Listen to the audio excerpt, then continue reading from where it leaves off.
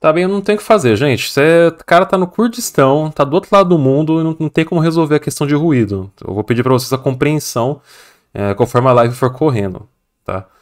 Imagine, ele é um correspondente de guerra. Ele tá lá no meio da guerra. Assim, ele tá conseguindo falar com a gente, é um milagre já. Não dá pra. As condições não são perfeitas pra gente conseguir fazer tudo que a gente tá fazendo. Então eu peço a compreensão de todo mundo. Eu sei que o YouTube hoje em dia não funciona muito mais essa questão de seguir o canal, deixar like, deixar comentário. Mas eu gosto, então é uma métrica de vaidade que eu gosto de ter. Então, se você gosta do meu conteúdo, gosta de acompanhar aqui os cortes das lives, as bobajadas que a gente fala, você deixa um like, clica ali em se inscrever no canal, deixa um comentário, ativa o sininho, faz todas essas bobajadas que o YouTuber pede pra fazer no canal. Você tá mandando Pix já? Cadê o Pix? Cadê o Pix? E acompanha nossos conteúdos aqui, que todo dia tem corte da live pra vocês poderem ver, tá certo? E gosta da gente aqui, gosta do meu trabalho, do trabalho do nosso editor, clica aí na nossa campanha de financiamento coletivo para vocês poderem apoiar com valores assim que vocês acharem melhor. Qualquer valor já ajuda a gente a continuar existindo, tá certo? Então, beijos aí, bora pro corte da live. Deixar aqui é o camarada do perfil lá na Revolução no Kurdistão. Por favor, camarada Firas, por favor, se apresente pra gente. Muito obrigado por aceitar participar dessa live e conversar com a gente sobre o que está acontecendo no Kurdistão, sobre a sua ida para aí, né? Então, a live é sua, por favor, pode falar. Primeiramente, obrigado pelo espaço também. Eu vejo bastante importância em realizar essa troca, porque infelizmente ainda tem, por mais que tenha muitas pessoas interessadas no tema da revolução aqui em Rojava, ainda são poucos os espaços, especialmente no território do Brasil e da América Latina como um todo, em que existem essas oportunidades para essas trocas. Então, primeiramente, agradecer ao camarada Hidalgo pela oportunidade e pedir desculpas pelos problemas técnicos que acabam acontecendo, mas como o camarada disse, algumas coisas a gente não tem como lidar, né? Enfim, são além das nossas vontades próprias e é de acordo com os que a gente tem aqui disponível à nossa disposição nesse momento. Bom, primeiramente, acho que seria interessante, antes de entrar no tema sobre Rojava e o que me levou a vir para Rojava em si, dar uma breve contextualização sobre o Kurdistão e onde fica localizado e a conjuntura daqui de como que uma revolução começou aqui no Kurdistão. De uma forma bem breve e resumida, basicamente o território do Kurdistão ele se localiza no que é chamado a linha Zagros-Taurus, são as montanhas da região, que é basicamente o coração do Mediterrâneo. Então é um território com uma terra bastante produtiva, e é justamente por isso que no período da evolução da civilização humana foi nesse território, nessa região, em que ocorreu a Revolução Neolítica. Por sinal, o povo curdo é um povo que é considerado o povo originário desse território. Então, por exemplo, Abdullah Öcalan, Reberapo, ele analisa bastante esse período e o início da civilização, da forma que a gente a conhece, hierarquizada e patriarcal, inclusive, como tendo as origens no Oriente Médio. E isso tem uma grande influência no movimento e na revolução em si, até porque isso faz parte do paradigma da revolução. Mas, enfim, pulando já para um contexto mais moderno, porque o tempo também não permite que a gente aprofunde tanto na história do Kurdistão em si. Nesse período mais moderno, o povo curdo ele estava sob o domínio do Império Otomano. E no contexto da Primeira Guerra Mundial, os poderes imperialistas, os poderes coloniais que já estavam se expandindo por toda parte, e enfim, foi o motivo da Primeira Guerra Mundial, foram as expansões imperialistas e colonialistas. O Império Britânico, especialmente, entrou em contato com bastantes Ashiris, que são tribos de cabeleireiros, são tribos curdas, para usar essa força do povo curdo contra a dominação otomana, prometendo a eles um estado curdo no final da guerra. E foi com essa promessa que muitos curdos se juntaram às forças da Tríplice os aliados e lutaram contra o Império Otomano na Primeira Guerra Mundial, com a esperança da formação do Estado curdo ao fim da guerra. Bom, vale dizer que, como todas as demais forças do Oriente Médio que caíram na conversa desses estados imperialistas, o povo curdo foi enganado e o Estado não foi dado essa concessão do território que é por direito histórico do povo curdo. E nisso, em 1923, com a formação do Estado turco, a partir do Tratado de Lausanne, que é na Suíça, a cidade de Lausanne, o território que hoje compreende o Kurdistão foi dividido em 4 partes, entre a Turquia, a Síria, o Irã e o Iraque. Basicamente, no norte você tem Bakur, que em curdo significa norte, é ocupado pela Turquia. Bashur, que é sul e é ocupado pelo Iraque.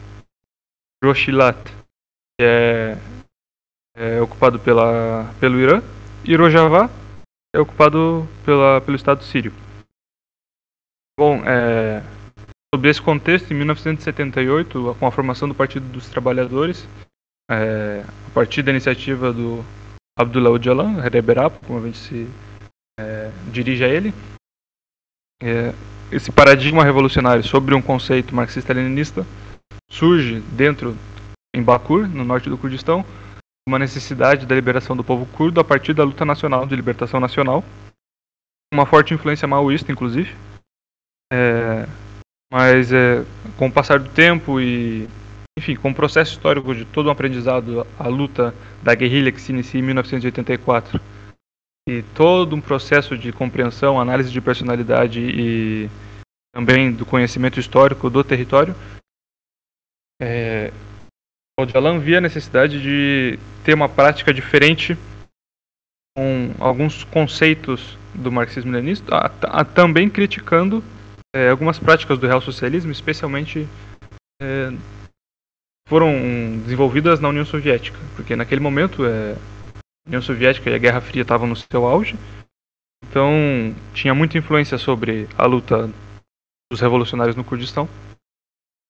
E sobre essa influência que o Öcalan ele pronuncia e ele anuncia basicamente a criação do partido com características do povo curdo, sob o conceito de que o Kurdistão é uma colônia. Então, a mesma forma que as lutas de libertação nacional lutam pela decolonização, o paradigma do PKK é um paradigma decolonialista. E em 1999, com a conspiração internacional que envolveram as organizações de inteligência dos Estados Unidos, a CIA, a Mossad de Israel, a MIT da Turquia e a Gladio da Itália, assim como outras organizações de inteligência, o Öcalan foi preso e deportado para a Turquia, onde de início ele teria como punição a pena de morte, mas por conta dos protestos que ocorreram não só no Kurdistão, mas em outras partes do mundo, e também por conta do momento em que a Turquia se encontrava de querer se juntar à União Europeia, eles mudaram a sentença para uma prisão perpétua.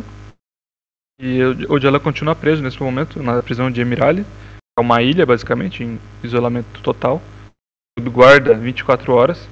Inclusive a guarda dele a cada semana é mudada, porque eles sabem que os guardas começarem a conversar com o Reberap, com o Öcalan, acabam sendo influenciados por ele. Então cada semana eles trocam a guarda, são 1.500 soldados para guardar essa única ilha. Muito influente, né? O cara começa a falar, ele já começa a fazer a cabeça da galera e mostrar, tipo, qual que é o caminho. Então tem essa preocupação da lábia, né, do revolucionário conseguir virar a cabeça dos guardas. Então, isso a gente vê nas características de muitos revolucionários históricos também, né? As pessoas, quando elas se encontram com a realidade, elas conseguem ser uma com o que elas pensam e falam e vivem, sem dúvida se torna uma personalidade influente. E o Öcalan, ele tem esse carisma e ele sempre foi muito forte nesse sentido. A lábia dele, a retórica dele sempre foi muito influente. Por conta disso, o Estado também toma suas precauções e, como eu disse, toda semana troca os guardas da prisão. Mas é importante notar e ficar claro também, porque isso também é um dos temas da nossa luta pela liberdade, a luta pela liberdade física de Öcalan. E já fazem 2 anos que nenhum tipo de informação a seu respeito vem desde da prisão de Miralha. Nem mesmo ele não pode visitar a família não pode visitar, desculpe. A família não pode visitar, nem os advogados não podem visitar. Ele está no completo isolamento já há mais de 2 anos. E essa é uma situação bastante crítica, né, para o movimento como um todo. É um dos temas de luta. Mas enfim, voltando para o tema de Rojavá. Mas só uma dúvida que eu tenho, eles não executam ele, por exemplo, com medo dele se tornar um mártir e ficar mais forte ainda para os grupos revolucionários? Então, a gente costuma dizer que o Öcalan, ele é um mártir em vida, porque afinal de contas ele está no isolamento completo, mas desde esse isolamento ele conseguiu desenvolver um novo paradigma, que é esse paradigma pelo qual a gente vive agora, né, que é o da nação democrática, né, Teoek Demokratik, que basicamente tem como as linhas da revolução a liberdade para as mulheres, libertação da mulher no caso, a democracia direta e a ecologia, que são os 3 pilares principais da revolução. Não é que eles já não existissem antes desse novo paradigma, antes de 99, mas a partir da sua prisão ele desenvolveu como forma de manifesto, que são 5 livros. Inclusive a Emitim ainda não teve a oportunidade de os traduzir para português. Nem mesmo em inglês eles não foram traduzidos 5 ainda. Mas é basicamente isso, eles têm muito receio do que pode acontecer como reação do povo, porque agora também o Öcalan, ele é conhecido não somente pelo povo curdo, mas também por outros povos. E sim, eles têm medo dessa situação e eles usam também isso a favor deles, né? Por exemplo, esse isolamento e não aceitar e não permitir que nenhuma informação venha a partir de Miralha, uma política do Estado turco de genocídio político, né? De assimilação, e para que não permita que as ideias de Öcalan se difundam ainda mais. Só que já passou desse ponto, né? As ideias de Liberapo já estão sendo difundidas no mundo há um certo tempo. Bom, e falando especificamente de Rojavá, aqui o território de Rojava na Síria sempre teve um papel muito importante na luta revolucionária, porque no início, antes mesmo da luta armada, os revolucionários vinham para esse território e daqui iam para o Líbano, porque nos inícios da luta a guerrilha ela treinava junto com as forças da esquerda palestina nos territórios do Líbano e na Síria. Então, desde o começo desse processo revolucionário, a sociedade aqui em Rojavá teve bastante conexão e contato com os revolucionários curdos, e especialmente com Serokati, Öcalan no caso, perdão. Öcalan esteve aqui por 20 anos preparando a sociedade, dando educação, conversando, indo de casa em casa, realizando educações para a sociedade, preparando o povo e criando, por exemplo, as comunas de forma escondidas, né? Não era uma organização legal, mas foram criando as bases para a revolução. Só que ninguém nunca pensava que o primeiro local que seria liberado seria Rojavá. O movimento, o partido, até mesmo o Öcalan não estava esperando por isso. Quando teve os protestos de 2011 da Primavera Árabe, que aqui na Síria iniciou a guerra civil, foi uma janela de oportunidade. O regime sírio ele não tinha forças suficientes para manter 2 frontes de guerra ao mesmo tempo. Então, como os protestos eles estavam correndo mais no sul do país, ali na região de Damasco, depois Alepo, depois Idlib, que é mais para a parte leste do país, oeste, perdão. Eles acabaram retirando as tropas do regime aqui da região curda.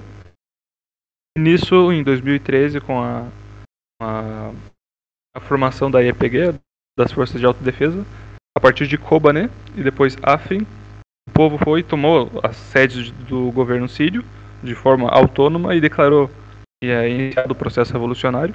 E numa questão de 2 meses, basicamente o território já estava liberado no sentido físico. Mas no mesmo momento, aí sim, as forças que até hoje lutam contra as nossas forças revolucionárias, que é tipo Jabhat al-Nusra, Khalid Ashol,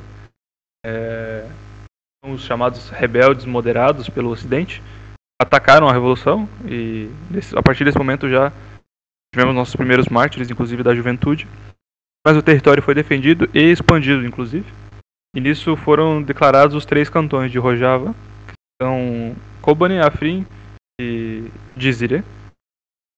E Bom, depois veio em 2014 já o ataque do Estado Islâmico, a formação do Estado Islâmico, e ele se tornou o inimigo número 1 da Revolução.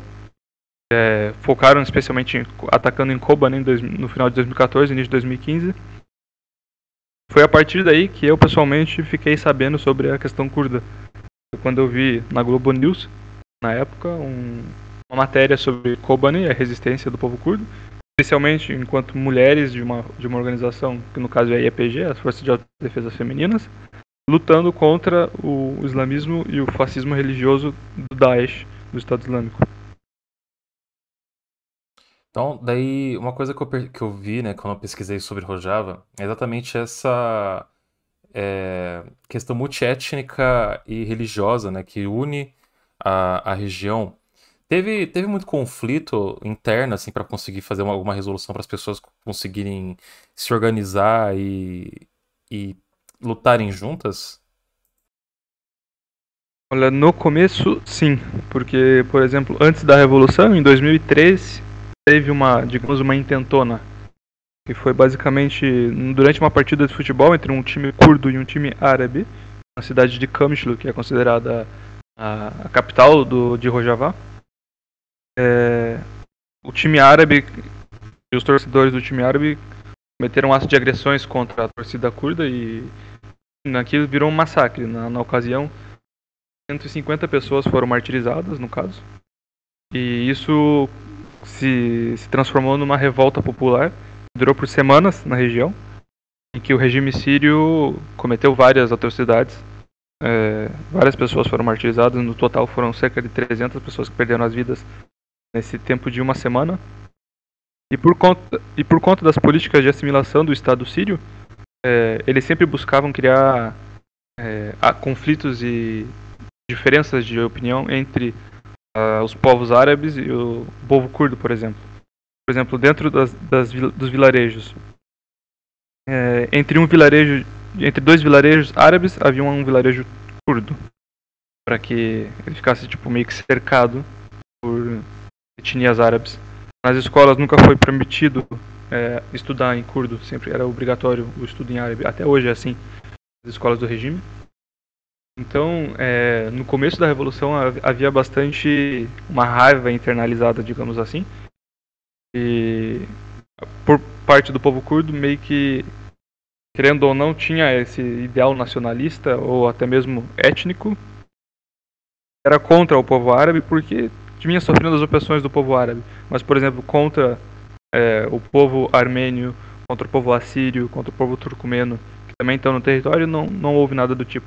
Mas desde o começo da Revolução, já em 2013, com a construção do contrato social, que é basicamente a Constituição, digamos assim, aqui de Rojava, ficou claro que, de acordo com o paradigma e a prática do confederalismo democrático, que é o paradigma de Öcalan, todas as etnias têm que ser aceitas, assim como todas as línguas e culturas, e por conta disso tem que ter representação em todas as instituições da Revolução, além de, claro, as cotas, não cotas, mas as representações femininas em todas as instituições, desde da base até o topo delas. Então, bastante educação social pelo RD, em que os quadros do partido, especialmente, participavam nas comunas. Esse tema foi, pouco a pouco, sendo superado, mas é claro que ainda existem problemas nesse sentido. E as forças do poder hegemônico capitalista tentam usar disso também. Até a própria coalizão e os Estados Unidos tenta criar essas contradições dentro da sociedade para que exista sempre uma diferença entre o árabe e o curdo, colocando um sob a posição de opressão sobre o outro. Mas o movimento luta para evitar que isso se perpetue de uma forma ativa, porque não é a forma a qual Öcalan e o movimento veem que a revolução deve ser.